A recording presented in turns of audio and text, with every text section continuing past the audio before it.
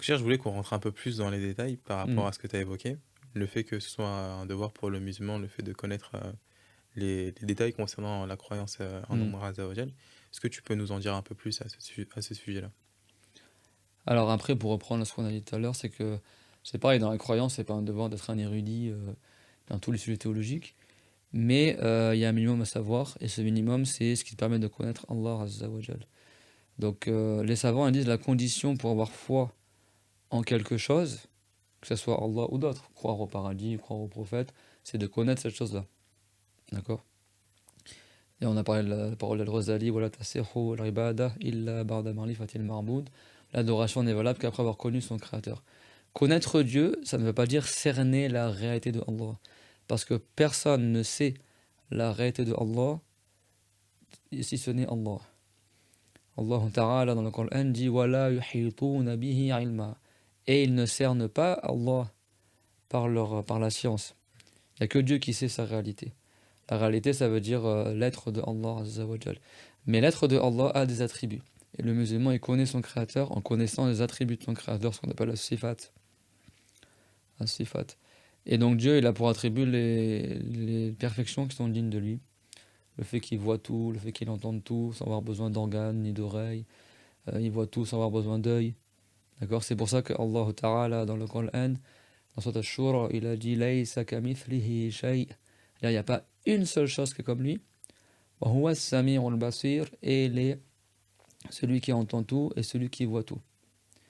Et donc les savants ils disent que Allah Ta'ala, il a commencé sa phrase par une négation et il l'a fait suivre par une confirmation. La négation, c'est quoi? C'est le fait que Dieu, il a nié toute ressemblance avec les créatures à son égard. Et il a confirmé les attributs de perfection qui sont dignes de lui, à savoir l'ouïe et la vue. Donc après, les savants, ils ont divergé concernant le nombre des attributs entre les Malikites, les Chafirites et d'autres, d'accord? Certains ont dit Dieu il a 13 attributs, certains ont dit qu'il a plus que 13 attributs, certains ont dit qu'on ne peut pas dénombrer les attributs de Allah parce que ils ont considéré que les effets de sa puissance, comme par exemple le fait que Dieu il donne la vie, que Dieu donne la mort, ils ont considéré que c'était des attributs en soi. C'est-à-dire donner la vie, c'est un attribut, donner la mort, c'est Mmh. un attribut, faire miséricorde, c'est un attribut, châtier, c'est un attribut, tu vois? Pardonner, c'est un attribut. Et d'autres, ils ont dit, ça c'est l'effet de sa volonté et de sa puissance. Donc ils ont tout ramené à l'attribut de la puissance et de la volonté. Donc du coup, ça ne fait pas autant de nombre d'attributs, mais l'effet est toujours le même, c'est que Dieu il a créé ces choses-là. L'effet, il est créé par Allah Azza wa Jal. C'est pour ça qu'Al-Bukhari, qui est un grand savant du Salaf, mais c'était pas juste un savant du hadith, c'était un savant mujtahid et aussi un savant dans la croyance, et il a dit, Fi'lullahi sifatuhu fil azal wal maf'ulu hadith. Ça veut dire l'acte de Allah, c'est son attribut de toute éternité. L'acte de Allah, c'est le fait qu'il crée. Et les attributs de Allah, ils n'ont pas de début, ils sont tous éternels. Wal maf'ulu hadith, mais l'effet de l'acte de Allah, lui, il est créé. Tu vois? Donc, connaître Dieu, c'est connaître qu'est-ce qui est obligatoire selon la raison concernant Allah, c'est-à-dire la raison saine, celui qui raisonne normalement, et il ne peut qu'accepter que Allah Ta'ala a tel ou tel attribut. C'est ça ce qu'on dit, c'est obligatoire selon la raison. Wajibun aqli. Donc, c'est que Dieu a pour attribut la vie, parce que si Dieu n'était pas vivant, il serait mort. Celui qui est mort, il n'est pas Dieu. Dieu n'a pas de début, parce que si Dieu avait un début à son existence, il serait créé. Donc s'il était créé, il ne serait pas Dieu. Dieu n'a pas de fin, parce que si Dieu avait une fin, ça veut dire qu'il a un début. Parce que la fin, c'est le fait d'aller au néant, et celui qui va au néant, c'est celui qui était auparavant au néant, et donc il retourne au néant. Donc les savants ils disent, celui qui n'a pas de début n'a forcément pas de fin. C'est Allah Azza wa Jal uniquement, et ses attributs. Dieu voit tout, parce que s'il ne voyait pas, il serait aveugle. Et celui qui est aveugle, il est faible, et celui qui est faible n'est pas Dieu. Dieu, il entend tout, parce que si Dieu n'entendait pas tout, eh ben, il serait sourd. Et celui qui est sourd, il est faible, et celui qui est faible n'est pas Dieu. Dieu a pour attribut la parole, parce que si Dieu ne parlait pas, il serait muet, et celui qui est muet est faible. Et la parole de Allah n'est pas comme la parole de l'écriture. C'est pas un son, c'est pas des lettres, c'est pas une langue. وَعَلَّمَ آدَمَ الْأَسْمَاءَ كُلَّهَا dans Sourate Al-Baqarah. Et Dieu a enseigné à Adam, a fait savoir à Adam le nom de toutes choses. C'est-à-dire que Dieu l'a créé les langues. Donc les langues sont créées. On ne dit pas que Dieu parle l'arabe, que Dieu parle l'anglais, le français, l'araméen. Mais les livres révélés, eux, sont la traduction de la parole de Dieu. Sont l'expression. Le livre révélé, forcément, il est révélé dans une langue parce qu'il est adressé aux humains. C'est une traduction pour que nous, les humains, on sache qu'est-ce que Dieu nous a ordonné, interdit, en plus mission des prophètes et le message que les prophètes ils ont envoyé. Donc, comme ils sont l'expression de la parole de Dieu, on les appelle parole de Dieu. Le Coran, c'est la parole de Dieu. Le vrai évangile, c'est la parole de Dieu. La vraie Torah, parce que ces livres ont été falsifiés, parce que le Coran, c'est la parole de Dieu. Mais la parole de Dieu dans le sens que c'est l'expression de sa parole. Ça ne veut pas dire que Dieu il parle en disant Bismillah, Ar-Rahman, Ar-Rahim avec un son, des lettres, etc. D'accord? Quand tu dis Bismillah, il y a d'abord le ba, après le sin, après le mim, comme on a vu dans le cours sur la Fatiha. C'est des lettres. Les lettres ont des points de sortie, points de prononciation. La parole de Allah, c'est pas un son. C'est pas un saut en arabe. D'accord? Dans certains hadiths, tu as le mot saut, mais ces hadiths-là, les savants ils ont dit, ne sont pas confirmés. Et dans la croyance, on ne prend que des hadiths qui sont très très forts. On ne base pas la croyance musulmane sur des hadiths qui sont faibles, qui sont. On n'est pas sûr que le prophète a dit ça. D'accord? Et aussi, donc, les savants ils disent quoi? Subhanallah, quand tu reviens à la parole des savants, déjà c'est magnifique. Les savants ils disent Ittabir wa la tabtadir hatta fit tarbir. Ça veut dire contente-toi de suivre et n'innove pas, même dans ta manière de t'exprimer. C'est-à-dire que quand tu parles dans la croyance, tu te contentes de répéter ce que les savants ils ont dit. Qui maîtrisent leurs paroles, c'est inspiré des hadiths, des ayats, tout ça. Moi, je reçois beaucoup de messages. Est-ce qu'on peut dire que Dieu, il a fait ci ou il a fait ça? Est-ce que c'est valable de dire ça pour lui, etc. Moi, je leur dis quoi aux gens? Je dis, mais pourquoi vous voulez inventer des nouvelles expressions? Apprends la religion et répète ce que les savants ils ont dit. Est-ce que le prophète il a dit, hein, les salatu wassalam. Tu vois? Donc, connaître Dieu, c'est connaître qu'est-ce qui est digne de Allah, qu'est-ce qui est obligatoire à son sujet, qu'est-ce qui est impossible à son sujet, c'est le contraire des attributs qu'on a cités. D'accord? Et donc Dieu il a pour attribut la volonté. Ça c'est facile parce que l'attribut de Allah, ça ce qu'on appelle les attributs de l'être de Allah, c'est simple parce qu'en fait c'est les attributs dont leur contraire est impossible concernant Allah. C'est quoi le contraire de la volonté?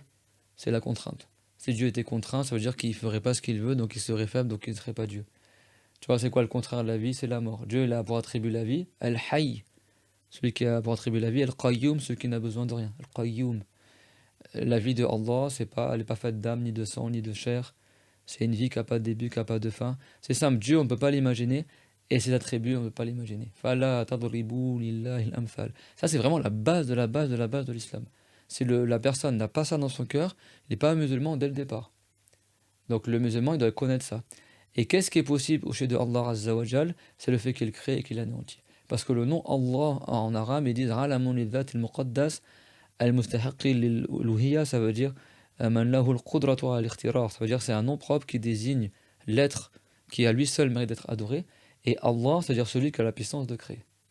Et la puissance de Allah, c'est un attribut par lequel Dieu, il fait exister les choses ou il les anéantit. Donc la puissance de Allah ne concerne pas des choses qui sont impossibles que ça existe. Il y en a, ils vont dire oui, vous les musulmans, vous dites Dieu est tout puissant. Et après, ils te posent des questions qui sont absurdes. Hmm.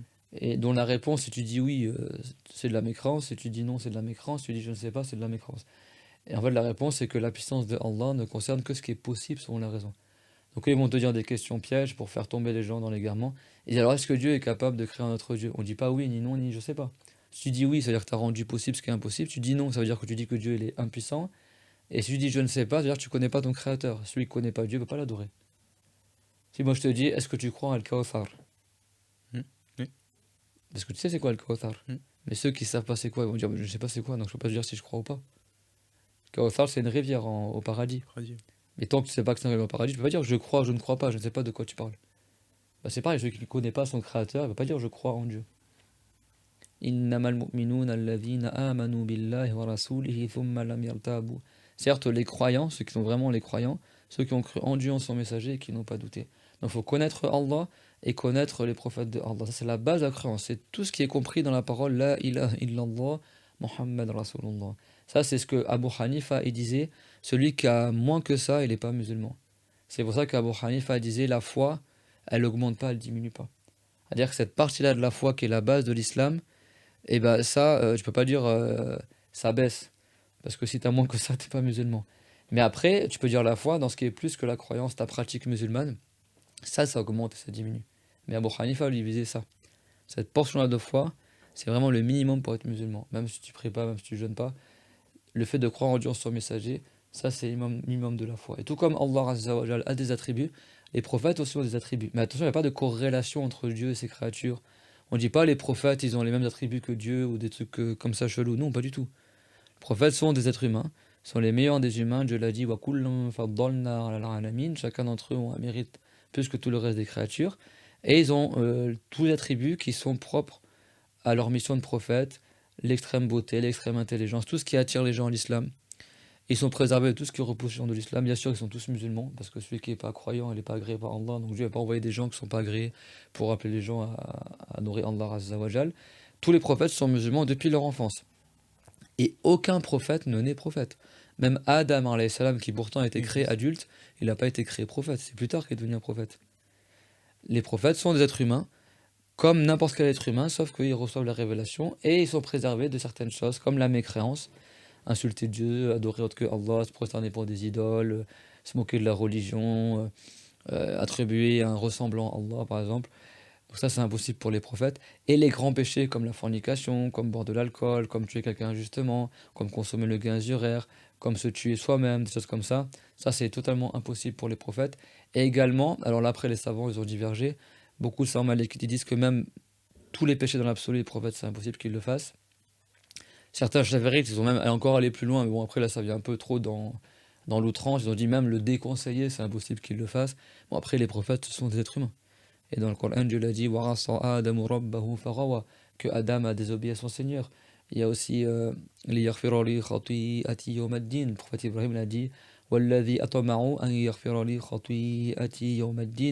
et celui dont j'espère qu'il pardonnera mon péché au jour dernier. Donc là, les savants, ils ont divergé. Certains ont dit que c'est péché au sens figuré, c'est-à-dire que c'était une erreur qui est moins que le péché, mais comme les prophètes ont un grand mérite, ça a été nommé péché eu égard à leur grand degré.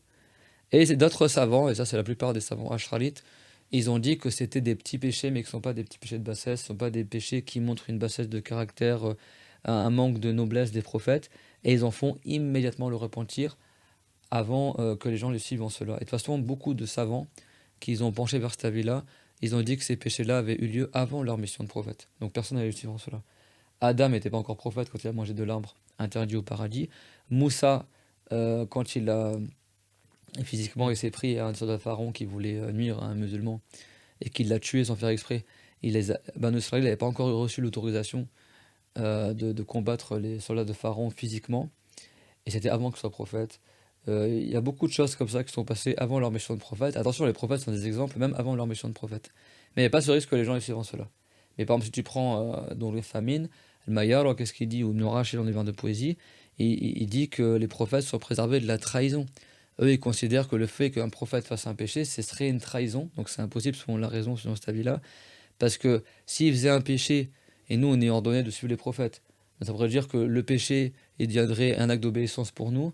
Et du coup, les prophètes auraient trahi, parce qu'en fait, ils nous auraient induits en erreur. T'as compris? Donc ça, c'était l'avis de l'Qadi Riyad, l'avis d'An-Nawawi aussi. Certains savants, ils ont penché vers cet avis-là, et très répandu chez les Malikites. Mais l'avis de la plupart d'Ashraït, c'est qu'ils ont dit que c'est possible qu'ils fassent un petit péché qui n'est pas un petit péché de bassesse, parce que beaucoup de textes vont dans ce sens-là, le sens apparent, mais ils ont dit qu'ils en font immédiatement le repentir avant que les gens les suivent en cela.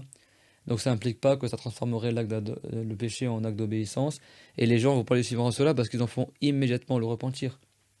Dans le Coran, c'est rapporté que Adam a demandé le pardon à Allah et Dieu lui a pardonné. Immédiatement. Dès qu'ils ont fait le péché, Dieu leur a fait savoir qu'ils ont fait le péché, donc le repentir immédiatement. D'accord? Donc ça, c'est une divergence chez les savants, qui est connue. An-Nawawi, il a rapporté la divergence à ce sujet-là, et il a dit que la plupart des Ash'arites, ils ont choisi l'avis que c'est possible qu'ils fassent un péché, mais c'était pas un grand péché, ni un petit péché de bassesse. Mais Nawawi, pourtant, lui, est dans l'avis que c'est impossible. C'est deux points de vue différents dans la croyance. Ça, c'est les détails. Ça, c'est pas un devoir sur ces sujets-là très détaillés. Après, ça sort du domaine de connaître les attributs des prophètes. Mais tous sont unanimes que c'est impossible qu'un prophète il fasse un grand péché, impossible qu'un prophète il soit mécréant. C'est pour ça que ma recommandation aussi, attention aux histoires des prophètes, beaucoup elles sont fausses. Il y a des non-musulmans, ils ont aussi mis dans des livres, des fois pour enfants, des mauvaises histoires. Donc si vous voulez apprendre l'histoire des prophètes, prenez de sources sûres. Il y en a, ils vont te dire qu'Ibrahim, quand il était petit, il adorait les idoles, le soleil, la lune. Dans le Coran, Dieu l'a dit, وَلَقَدْ آتَيْنَا إِبْرَاهِيمَ رُشْدَهُ مِنْ قَبْلِ. Nous avons certes accordé la bonne guidance à Ibrahim avant qu'il soit prophète. Le fait que Moussa alayhi salam, par exemple, il bégayait, par exemple. Certains, ils Ça ont c'est dit. faux. Quand au début du cours, j'ai récité la Dora de Moussa. Rabbi shrah li sadri wa yassir li amri wa hlul uqdatam min lisani. Coran, il faut apprendre son explication. Wahlul uqdatam min lisani, littéralement, et défait un nœud de ma langue. Yafqahu qawli, ils comprendront ma parole. Ça veut pas dire que les gens ne comprenaient pas ce qu'il disait avant. Si quelqu'un il croit qu'un prophète il bégayait ou qu'il parlait d'une manière dont c'est pas compréhensible, il n'est pas musulman. C'est-à-dire que Dieu, il crée les choses absurdément, il va envoyer des gens qui ne savent pas parler pour appeler les gens à l'islam. Non. Mais Moussa, alayhi salam, quand il était petit, pourquoi tu veux faire court, mais tu me lances dans le sujet. Mais Moussa, quand il était petit, il y a une histoire qui est assez longue, mais quand il était bébé, il a mis une braise dans sa bouche, Mm. ce qui lui a sauvé la vie d'ailleurs. Du coup, il a eu une brûlure dans sa langue, ça a fait une certaine lenteur dans sa parole, mais sans que ça nuise à son éloquence. Et en fait, quand il a reçu la mission de prophète sur le mont Sinaï, quand il a quitté Madian, la ville de Shoraïb, pour retourner en Égypte avec sa femme et son enfant, il a vu un buisson, enfin un arbre en train de brûler, en fait c'était les anges, etc. Il y avait une lumière, en fait c'était pas du feu. Et lui, comme il connaissait pas le chemin du retour, il a dit bah, peut-être que comme il faisait froid en plus, on va peut-être récupérer du feu avec nous et ils vont peut-être nous indiquer le chemin. En fait, quand il arrivait là-bas, il avait laissé sa femme et son enfant, et quand il est monté en haut de la montagne, il n'y avait que des anges.